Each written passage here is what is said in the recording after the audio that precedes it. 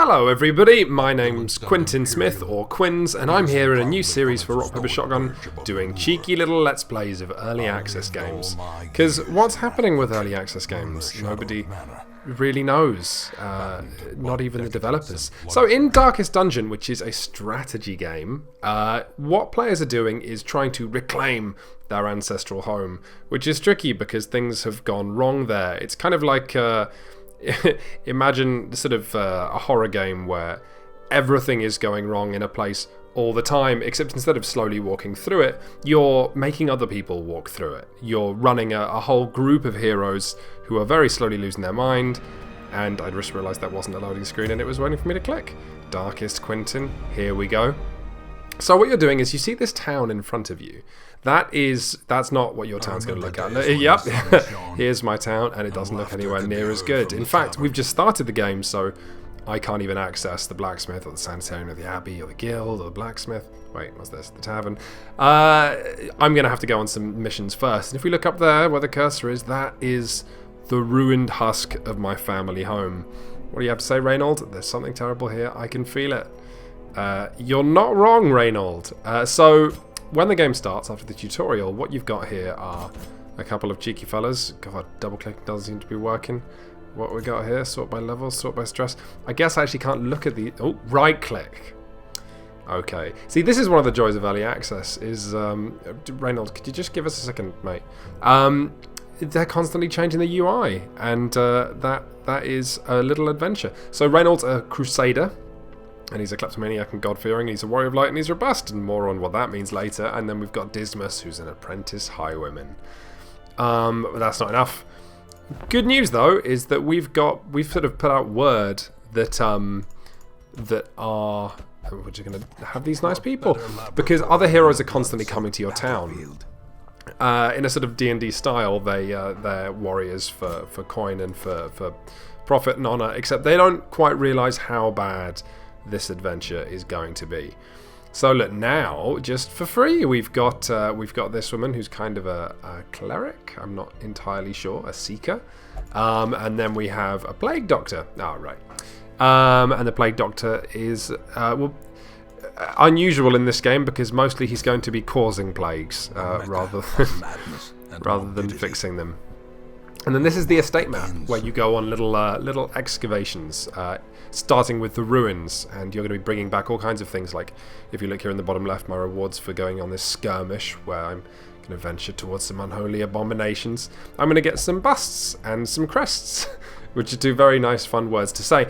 But also, this is your ability to upgrade the town. It's as you reclaim family heirlooms, people get the idea that, hey, you know what, maybe you really are part of the lineage that created this wonderful village once upon a time. So we're going to take our heroes. We're going to have Reynold, he's going to be at the front because he's tough, and Dismas, he's got a knife, and then Ghoul can go all the way to the back and care on the plague doctor really far away. Oh, look there, Red Hook. That's a new addition. Parties now have special skills depending on the combination of the 4 heroes you bring, because there are actually quite a few heroes. We're going to click on provision, and this is a really horrible part of the game. You kind of end up having to gamble on yourself. So what we've got food and shovels and anti-venom and bandages and keys. And the problem here is that, look, I'm buying some provisions, and that's all nice, and I'll buy a couple of torches. But this is all money I'm spending, you know, I'm trying to make money from this expedition, not spend it. So what we've got there is you always want to bring the bare minimum of stuff into the dungeon with you, the bare minimum of food and torches. And since you don't ever know exactly how deep or dark or long a dungeon excavation is going to be, you can imagine this goes wrong quickly. Let's go space, and look, here we are. And then this is the other side of Darkest Dungeon, where you run a little group of people, and you've got a torch up here, and this is your light, and that's going to go down. And this, again, is a weird risk-reward system. One of the many unique, interesting ideas in Darkest Dungeon, because light, as we travel around, look, I'm going to go here, is going to very slowly drain away. And that might sound like a bad thing, but actually, you get better treasure when it's darker. I don't know what that means. And then there's all sorts of things to interact with, which is rarely a good idea. An Iron Maiden. A rusty Iron Maiden stands against the wall, clasped shut. Well, Reynold, I think I'm going to get you to open it. And, it swings shut on him, trapping him. And now he's claustrophobic. Forever. So that's a good start to a dungeon. We'll talk about what the... That's 19 damage to our cleric there. By his own eyes. Yeah, so Darkest Dungeon, it's not just the theme that's dark, it is really, really very bleak.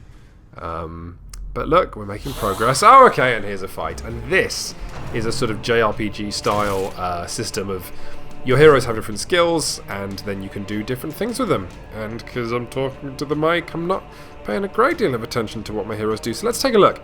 Judgment, ranged, damage -20. All these little numbers next to all the skills are kind of arcane, but you very quickly learn to sort of speak them. So we're just going to, because this heals and does some damage, that sounds okay. We're going to start whittling away at all the troops here. There you go, some damage and some healing. Doesn't seem so bad. Tempting Goblet. And by this point you've probably noticed just how beautiful this game looks. It's the art style is gorgeous and unique, and I'm going to shoot these guys, and I'm going to feel good. It's very satisfying. Every button press is very, very chunky. And don't worry, I am going to start... Damn. I am going to start paying attention to what my people are actually doing and walking you through customizing a group, but for now I'm just going through this kind of easy dungeon to begin with. Back! You don't like paper, do you? Yeah, no, you don't. Goblets again. See, what if you look at the black rings around my people's heads, the terrible thing that these guys are doing is lowering my morale. And morale is a tremendously important part of Darkest Dungeon, because while everyone has health, you know, obviously you also have to look after their health, you're also worrying about how scared they are, because the more terrified they are when they come back from a dungeon, the longer it's going to be before they're willing to go back in. And this is the huge mechanic that defines the game. You're kind of in a less kind of grimdark setting, you could easily justify it as exhaustion, you know, like people just taking time to heal. But in this, it has the nice colour of telling you that no, your heroes just don't want to go in there. They don't want to go and have tempting goblets and swords pushed into their faces again. This guy's giving me some grief, but don't worry, we'll get him with a Noxious Blast. Eat it. And look, we've got some gold and some portraits and some holy waters. The game's interesting in this respect. It's, oh, was that the entire dungeon? I guess it was. No, surely not. Skirmish, complete 100% of room battles. Okay, no. So, while we have completed the objective here, which was to complete that room battle, we're going to keep going. It probably isn't wise, but you know what? You can't make a party without breaking a few rules about what makes sense. And then we're going to light a torch. We're going to walk on. We're going to get into a fight. And this is what you spend most of your time doing in the game. Very, very carefully deciding when to push on, when to run away, and balancing your progress with what you're putting at stake.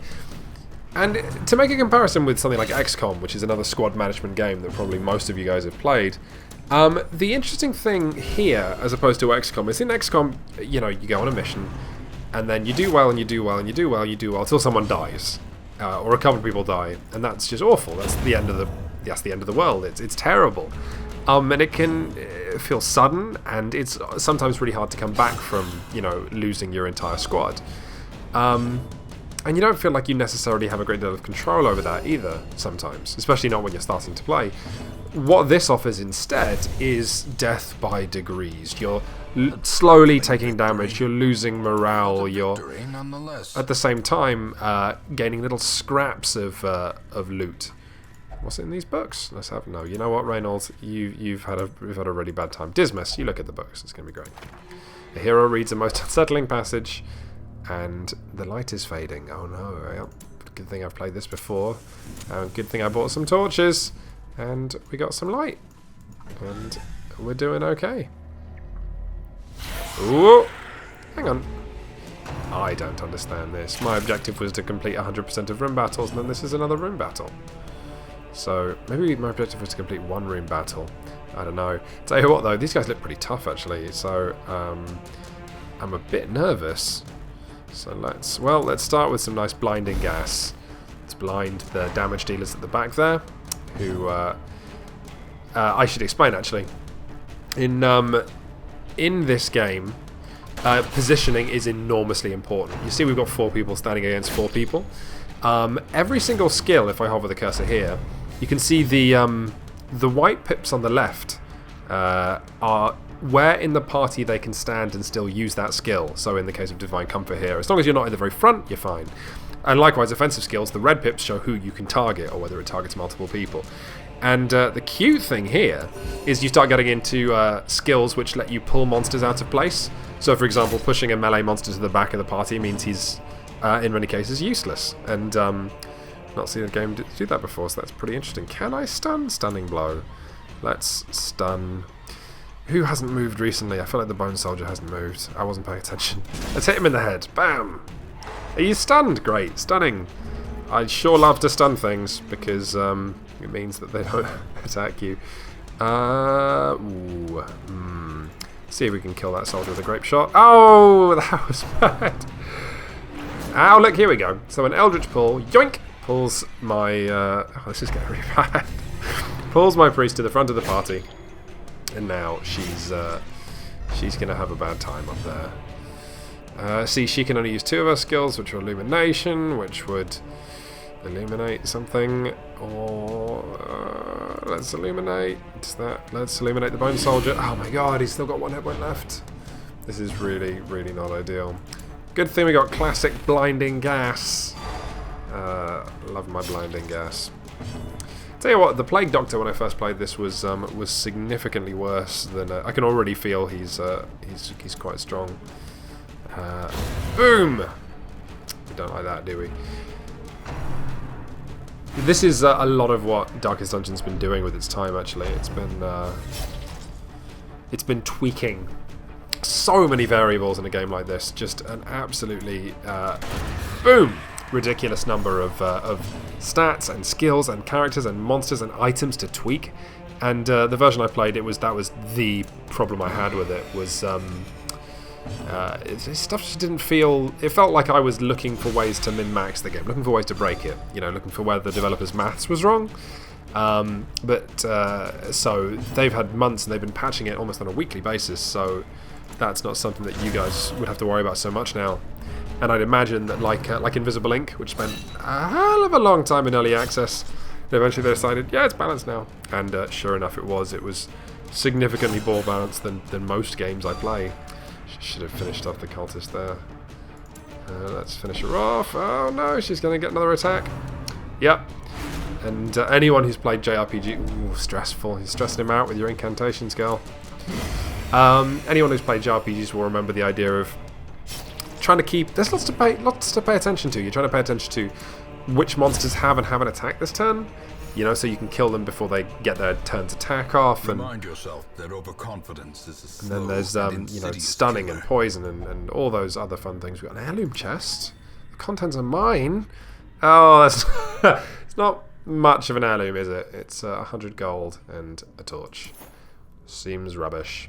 I'm gonna bounce now because it's telling me I've completed 100% of room battles, even though I haven't. So, boner. I could have sworn in an earlier version I played, you clicked on this seal to finish the mission. Now it's just, oh, okay, right. Well, this is going to be exciting. How do I push you back through the party? Nope, your stats are interesting, Guel, but I actually want you to change your position in the party. There we go. Guel, you're going all the way to the back. Well, I feel less stupid about buying all that food now, at least. That's good. How big is the... Oh, God. Oh, Jesus. How many more room battles could there possibly be? Did I buy a shovel? I didn't buy a shovel. So I didn't buy a shovel, so this rumble's going to take time and damage and torches and... Oh, God. Did I not buy healing? Why is this game so hard? I really don't remember the first mission being so hard. Oh, there's some grubs. And I'm surprised, so it shuffles my party. So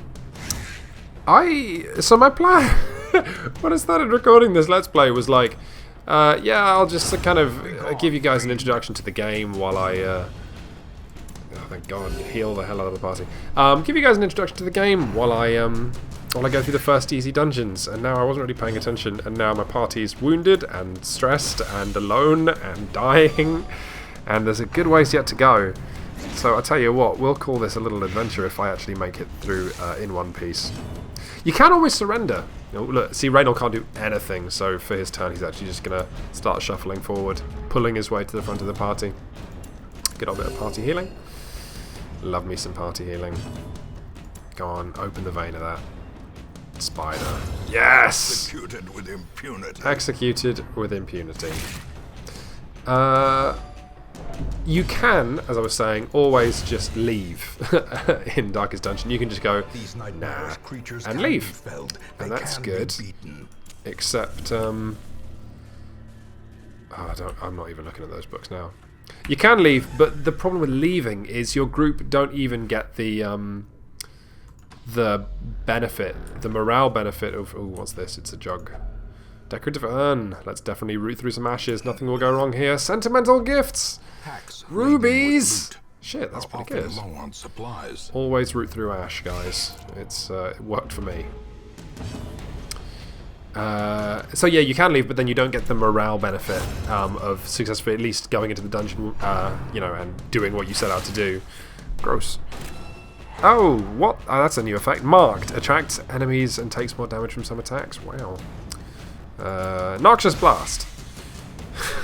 God, I love the way these skills look. Reynold the Crusader still shuffling to the front of the party. Should have fixed that between battles. It's okay. That was an easy fight. So yes, you... Come on, Reynold. Come on. All the way to the front. There we go.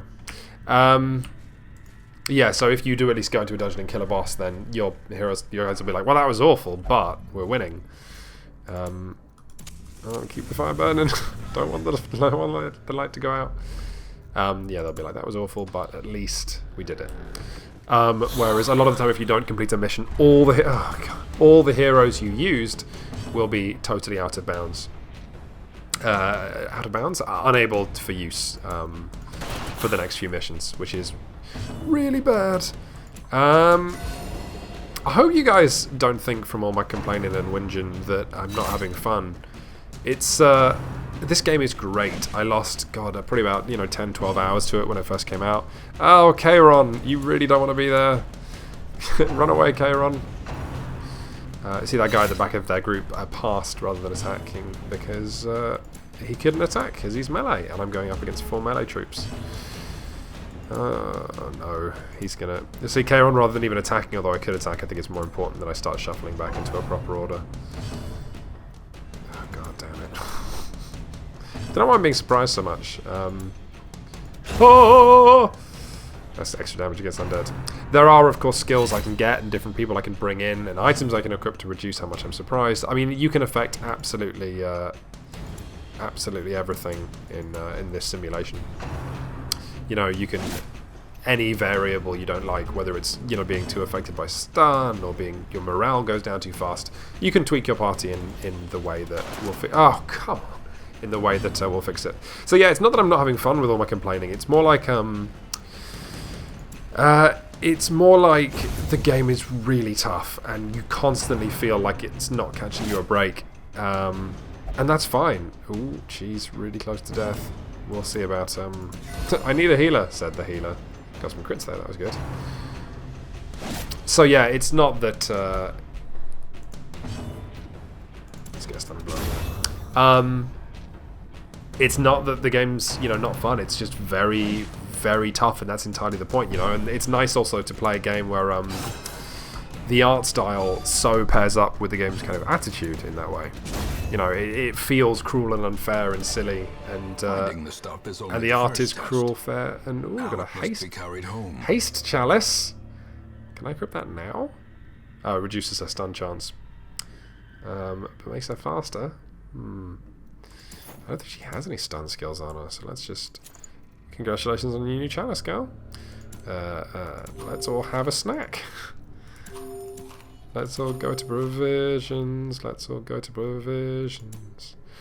Let's all go to provisions. Eat our way out of death. Ah, it's more ash. Remember, guys, we love ash. There's more. Oh man, I'm on a roll. There's citrines and jade in there. Man, it does imply if it's ash though. Oh, alchemy. Let's look at that with the Plague Doctor. An accident occurs. Oh, he's sick. Why was he experimenting? I just wanted him to look. If I'm finding gems in the ash urns, though, it does imply that my relatives ate gems, which probably explains, you know, ooh, hunger.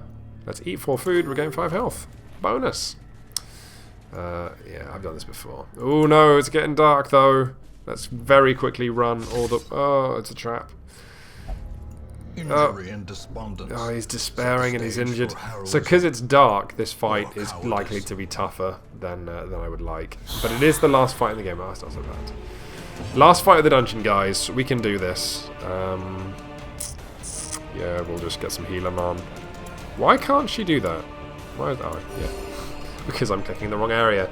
Is the answer to that. Grape Shot Burst! Pop! Good. It's a great skill when it hits. It really is. Ooh, he's so close to death. Blinding gas. Can you blind something with no eyes? Apparently you can. Oh no, he looks like he's toast. At Death's Door, which is another skill in Darkest Dungeon. When you... Oh, well, it says it for me. When a hero is reduced to 0 HP, readers, they're at Death's Door, and while in this state, they suffer stat penalties, and any further hit will kill them. Which is... Oh, God! Oh, Jesus! So he's also at Death's Door. Oh, God. So... I should probably pick my next moves carefully. Oh, that didn't work. So this is a way that the game keeps things tense. People at Death's Door don't die. And you can, it sort of elongates this moment where your heart's in your mouth and you're going, oh no. Speaking of hearts in mouth, this Grape Shot Blast could actually knock out 2 of these 3 people if it hits, which might keep me in the game. So let's try that. Boom! Oh, this game's so much fun. Bayonet jab. Oh, he's dead. He's not dead. God, this game's not bad. Let's quickly party heal those people out from Death's Door. And let's stun this guy. Bam. Suck it. I get really excited when I play this game. He's not dead. He's blighted. Round 3. Let's get some more healing on. Yeah, so you guys might have noticed that I am using healing skills, but only in combat, rather than the classic RPG thing of finishing a fight and then all sitting down and having a picnic and some healing spells. And the reason for that is because you can only actually use healing spells in combat. Yet more examples of Darkest Dungeon being mean and also a bit interesting, a bit tricky. This guy's stunned, he's blighted, he's having a bad time. He shouldn't have tangled with this group. I'll tell you what, that group skill that it named earlier, I still don't know how to use that. That's one of the new additions that the Darkest Dungeon made recently. Wealth beyond measure. I haven't actually mentioned a key and some gold and a bust, and I've finished the mission, and there's like a little fountain here. And who's the least messed up? Guel, you can look into the fountain. No, let's get that. Okay, hang on, back up. Guel, look in the fountain. The water reinvigorates her at the end of the dungeon. That's hilarious. Well, I guess she's going into the next dungeon. Room by room, hall by hall. So for my... Oh, see, look, it's a mean game, but it's a kind game. Look at all this flash. Oh, look, I've got all this gold and busts and chests and a selfish pendant. Plus 15 stress resist. But you're not going to bleed things. It's okay. Ah, yes, and then the awful bit of the game. Dismas is now stress faster. He eats less when he's stressed. That's okay. Guel, obsessed with material things, but irrepressibly virtuous. And Charon, he's soft. Might have to get rid of you. He is accurate though, so as long as I keep him at the back, that might be fine. And welcome back to town. I was lord of this place.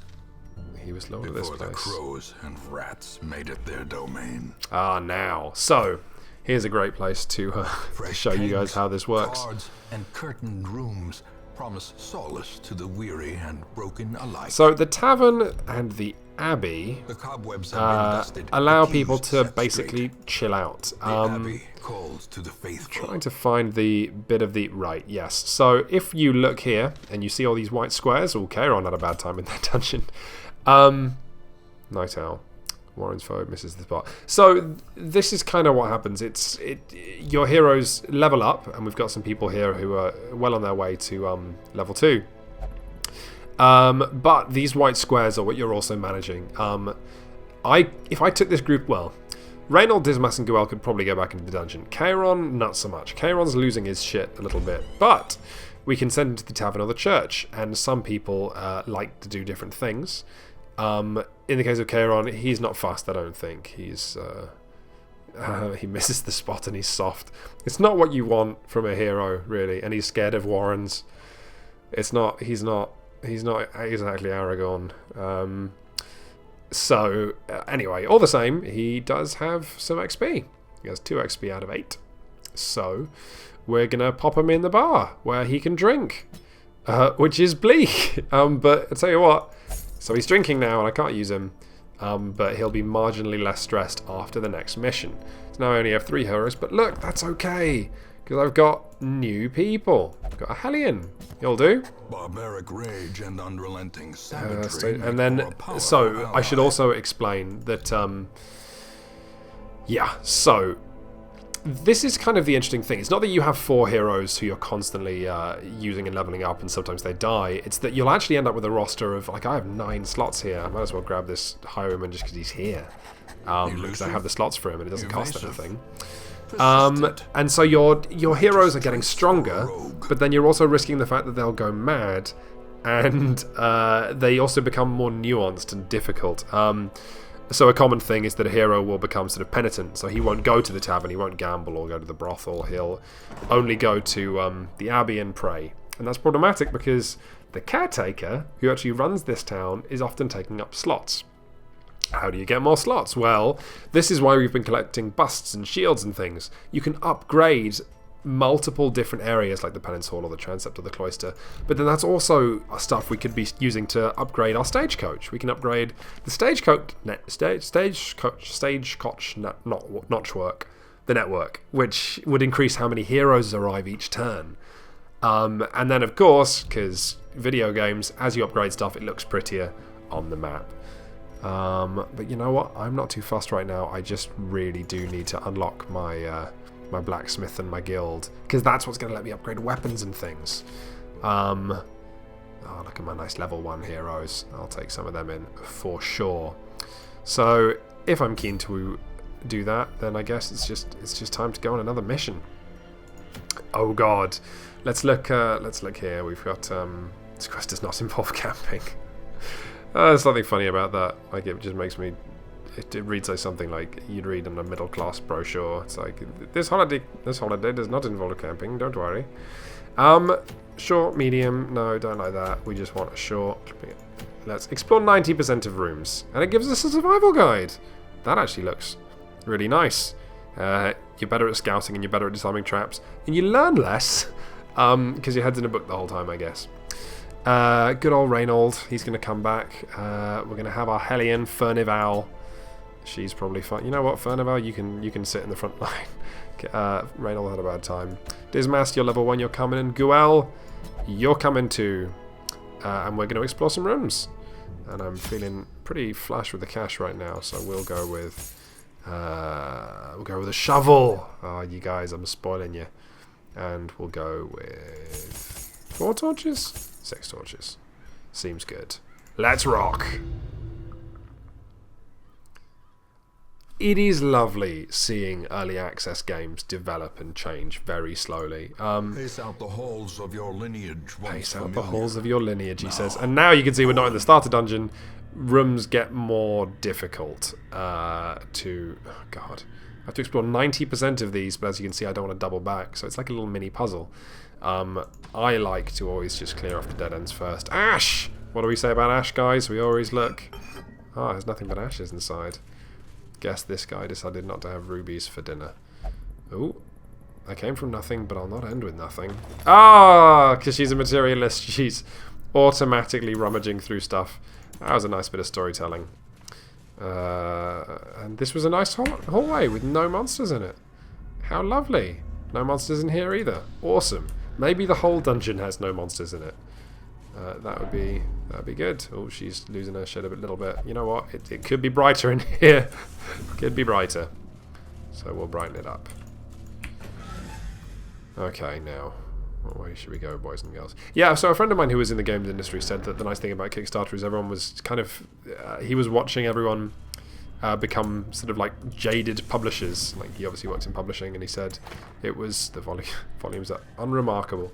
And he said he was looking forward to... Why are we already hungry? What? I mean, sure. Oh, that sucked. The hunger hit really early, and none of us had even taken any damage, so that's a real pain in the arse. At least scouting happened, which is always a percentage. Oh, that's a big scout.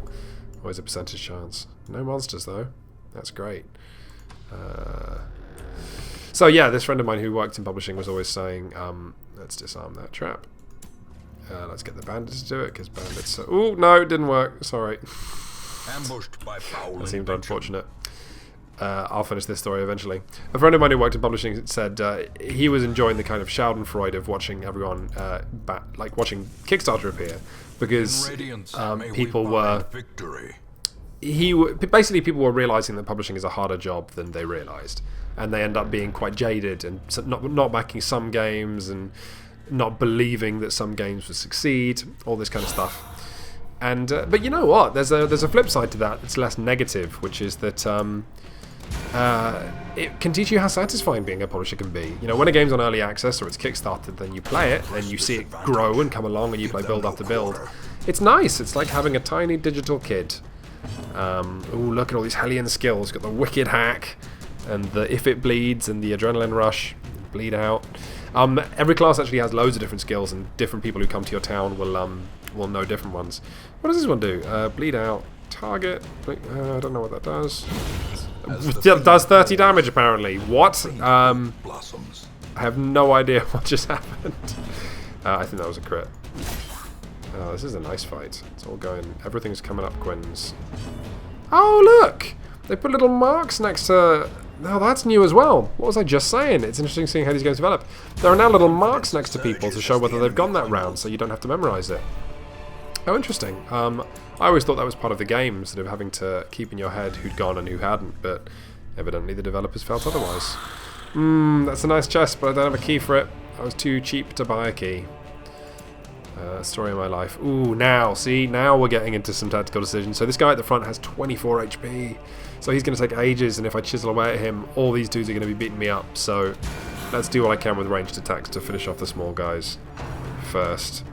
Always with the tempting goblets. I don't know what's in those goblets that's so tempting. Maybe it's just booze. Oh my god. So it's sure love to spill their drink all over me. Maybe they're just clumsy. Pop!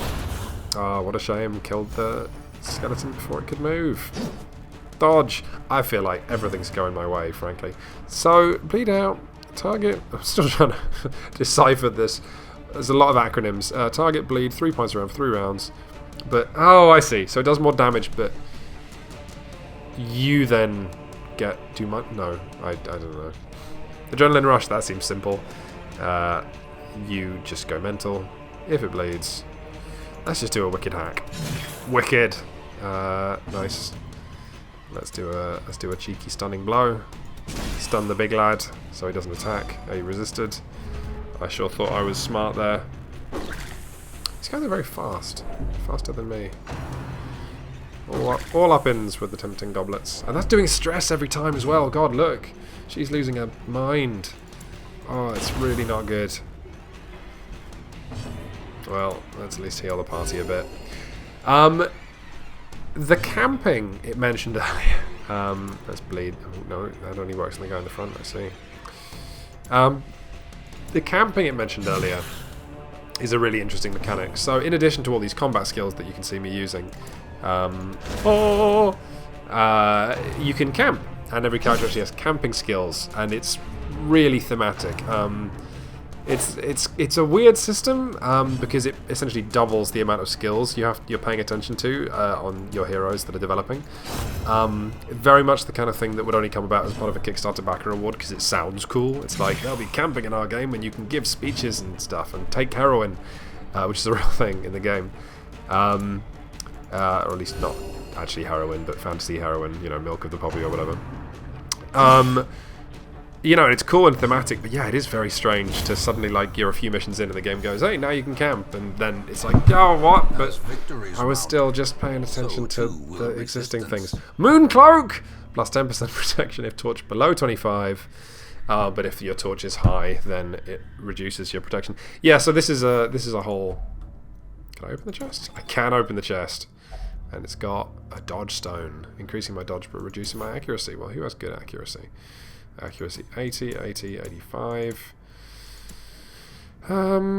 Let's make the Hellion inaccurate but a good dodger, an artful dodger.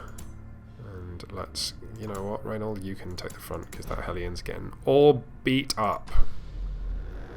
So yeah, you don't actually have to keep the torch high as I'm doing now. I keep it high because I get nervous if it's low. But you can keep things dark, and your heroes will go mad, and you know it'll be bad. But you'll. Guel's all excited about the cabinet again. Oh, and it was trapped, and now she's bleeding. Just another day in Darkest Dungeon. What was I saying? Can't remember. Doing Let's Plays is hard. Tell you what, it just took. Oh my God, leave it! I was trapped again. Jesus. Oh, the light's low. Yeah, I tell you what, people at home, if you thought, you know, if you're at all curious about learning Let's Plays, do give it a shot, because it's fascinating how difficult it is to just witter while playing a game, especially a game you haven't played in a while. Let's. I really would like to get those guys at the back. Just finish them. But Grape Shot Blast is so good, it's not even really a choice. I mean, that's what you don't want in these games. You don't want something that that isn't a choice. In my work for Shut Up and Sit Down, which is the board game site I do for a living, we realised that quite quickly that a lot of strategy games can be summed up as like they're good if you are making interesting decisions. I mean, that's more so the case in board games because video games can do a lot of exciting, rewarding stuff to do with visuals and feedback that is often really good. But in games, you know, if you want longevity, then it has to go. Oh God, what just happened? Madness. That I should be made to breathe the air, and your stink, appalling. Okay, she's afflicted. When heroes can't take the stress anymore, I guess I wasn't keeping track of her stress, they become afflicted. This manifests in different behaviours and stat changes. Afflictions last until you send them to treatment in town. Unless you can reduce their stress to 0 during a quest. God, I don't know what abusive means, but she sure seems angry. Stab. But yes, if you want a game to have longevity, then it's just a case of having interesting decisions, that's all. And so the balancing act that they're performing in balancing this game really is... I mean, yes, it's monumentally complicated, but it's quite simple if you think about it in the fact that all these 4 skills that Dismas have, you want it to be the case that, you know, it's an interesting choice which to use. It's an interesting choice who to put where in the party and which direction to take through the dungeon. If you ever introduce anything that then becomes not a choice, then that's a sign you're on the wrong track. I think that if I can just get to this one next room, I've scouted 90% of the dungeon and I'll be a winner. And we can take Guel here to the pub and she'll gamble and gamble and gamble until she feels less abusive of the world. Am I going to need this food? Probably not. Let's just have let's give it to Guel. She can have a cheeky nibble on some bread and she'll feel better. Just like in popular game The Witcher 3. Pack contains loot. More food. Guel, do you want more food? Furnival can have some. Furnival sounds like a furry convention, doesn't it? I wonder if Furnival's into furries. Probably not. She looks she looks like she's not into fairies. Grape Shot Blast! I mean, the simple maths of that is like the Grape Shot Blast does 9 damage, and you know I could be doing 9 damage to 3 people, or like 7 or 8 damage to 1. And at this point in the fight, I just like the maths of it. Rend for the old gods. How uninspiring you are, sigh. Is there a way for me to find out what this affliction does? Abusive? Can I? Ooh, no. I can hover the mouth over her Slayer or Beast and Ruins tactician skills, but not the abusive thing. I'm sure there's a way. I just don't know it yet. Let's see if I can stun these fellas. No. Eldritch Push. Oh, Reynold, no. Oh, he resisted. That's good. He was about to go right to the back of the party. She's bleeding. I don't have a bandage. I'm sorry. Times are tough. There have been some budgetary setbacks in Darkest Dungeon. Stab. If I had to do a 2-word review of Darkest Dungeon, it would be stab. Nice bit of healing there. Ooh, a critical Eldritch Push. You know, there are some sequences of words you only say when you're playing video games. Nice wicked hack. Oh, god damn it. Oh, it's the last fight in the dungeon. Let it end. Because again, it's not that I'm not having fun, it's that I know that every scrap of damage and stress that goes in these heroes, I'm going to be paying off in spades. I mean, if you look, they're all so stressed now. Like, their white bars are almost full, that they just couldn't go into the dungeon. Like, oh god, it's her stress is... So the bar max is out. Oh, and then you get the hollow white cubes. And then it goes again, filling them up. I don't know what happens if you get 200. Probably you go perma-mad. Stab! But yeah, all their stress is so crazy. Furnival's Resolve is tested. Oh, masochistic! Those who covet injury. Oh god. Find it. My party's losing their shit. Let's just leave. Please don't let there be a fight on the other side of this door. He's not! Get me out of here! It wasn't even a choice. Like last time I was like, yeah, I'll go down a few more corridors. This time, no, just get me out, get me out, get me out. Lots of nice crests there. No one leveled up. No, Furnival leveled up, and so did Guel. That's great. And for the prize of leveling up, Furnival is now a Hyromaniac. Experiences religious visions and delusions, and she likes to scrounge in ruins. Ruins are one of the worlds, I should say. Mediator. Improves stress reduction while meditating. Meditator, right. He's not a mediator between other members of the party. That would be cool, though. Guel, you finally hit level 1, and you are deadly! Oh, I like you. Plus 1% crit. That's great.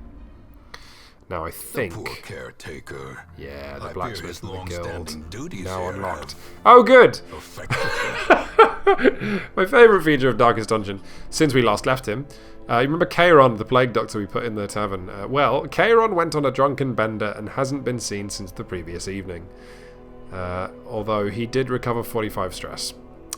So he's not stressed anymore. He's just missing. Which is fine. Oh god, let's get these two girls who are reflectively abusive and masochistic. They're gonna go to the pub. Like, the caretaker's in the pub. Well, you know what's almost as fun as the pub is the cloister.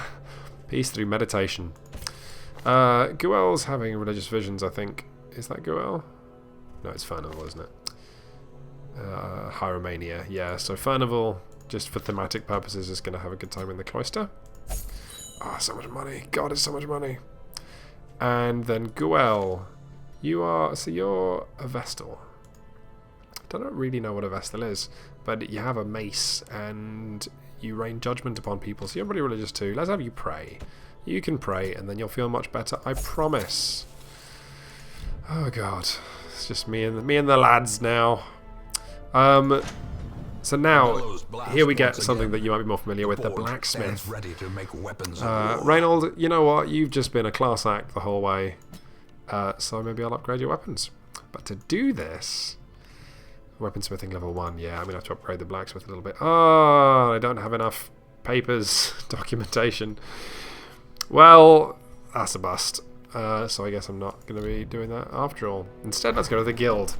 Make no which is the mistake, same thing but for we skills. will face ever greater threats. You can level up Our skills. soldiers must be ready. So yes, look, I can. This is interesting. So I can unlock Reynold. Reynold is a crusader, which is why he is a big mentalist with crucifix on his face. So I can unlock his other skills here, or I could pay for instructor mastery, and then I can hit level 2 on all of his skills, which is a pretty exciting proposition to me, to be honest. But now I'm cleverer than this. You see, if I don't really want to spend money on these guys now, because I'm not even going to be able to take them into the next dungeon because they're so stressed. So instead, Reynold's going to like. I do like this to be thematic, so I don't want him to flagellate himself either. You know what? I'm going to spend my money, as any sensible man should, on upgrading my bar. So first level, I increase stress recovery. Then I'll reduce treatment cost, and then obviously I'm going all in on this. I'm increasing the number of slots to 2. So while the caretaker's there, which is a bummer, I've kind of gone all in on my bar, which is a sensible thing to do because there's more stress recovered and it's cheaper, and I have 2 slots now. So now I have a second slot. Reynold. Yeah, ooh, wait. Oh no, Reynold. Oh no, he's God-fearing. He'll only pray for stress relief. Well, Dismas, you'll drink, won't you? Good. Meanwhile, let's see if I can go to my tavern and improve my cloister. Maybe? A little hope, however desperate, is never without worth. Shit. Okay, so I've reduced the treatment cost, which is a bummer because... Oh, can I pay for that again? You will not be refunded the cost. Okay, no. So I should have reduced treatment cost before putting her in there. And I don't actually have the shields to pay for that 3rd level, which will let me slot the knight into the cloister. So that's just really bad. I could take him on a dungeon and it'll flip his shit, which I might do to increase his training. Or I could just leave him here, which I don't even know if that reduces his stress at all. So after 2 missions, let's do a recap. We've got 2 girls praying. We've got a dude who's drunk, a dude who went drunk and went missing, and a dude who's so religious that he can't do anything. And Tardif, which is a stupid name. Ooh, look, I tell you what, they've changed colour schemes since the last time I played this. So your heroes, because while these guys are both high women, if we look, click, they change colour, and so in addition to having different skills, they can distinguish themselves by colour and names, which is Tardif anemic. Who am I getting through? Oh god, who? Just the worst heroes. Let's see who I got. Ooh, awesome. Man-at-Arms. This guy's one of the new heroes. They got interest in the Fiends and whatever, the big new update they have. Oh, look at this guy. He looks rad. He's got like a mace and a shield, and he's wider than he is tall. And he can crush things, and he can bellow. Oh, he's definitely invited to my birthday party. Anyone who can just bellow and affect all the enemies. Oh, and it's not actually that good. Their dodge is lowered and their speed's lowered. Maybe for boss fights, you know. So many of these debuff skills are only really relevant in boss fights where you're going to be fighting them for ages. And oh yes, there are bosses. Lots of bosses too. And then we have a leper. This man understands that which isn't adversity ideal. and existence But actually lepers are pretty one and cool. the same. With their like broken swords, and his name's Sydney the Leper. Can I rename? I can! I don't want to rename Sydney. Okay, whatever. Sydney can be Quinns. Quinns the Leper! Furnival from within the church there saying, "Spend no money on my armor, I wish to bleed." You see, like it's like a little sitcom already, you know. XCOM was always great in having heroes with names and you get really attached to your soldiers, but not like in here. Like the heroes are constantly saying things like, "Don't send me back in," or like, "I need a drink," and you know, you do get attached to them. I guess we're going back in.